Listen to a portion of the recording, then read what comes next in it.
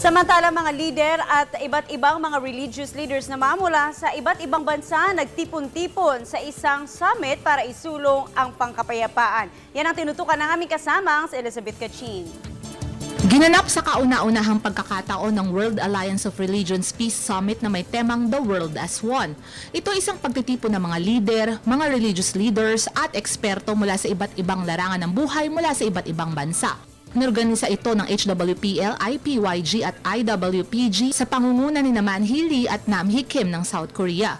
Pangunahing layunin ng summit na talakayin ang dapat gampanang tungkulin ng bawat isa, partikular ng iba't ibang relihiyon para sa pagkakaroon ng pandaigdigang kapayapaan. Bago simula ng summit ay isang press conference ang ginanap kung saan maraming mga katanungan tungkol sa summit ang sinagot ni Lee at Kim. Sa pagbubukas ng summit na ginanap sa Peace Plaza ng Seoul, South Korea, pumarada ang mga panauhin ng summit na ikinatuwa naman ng mga dumalo. Nagitla rin ang lahat sa mga magagandang performance na inihanda tulad ng card section.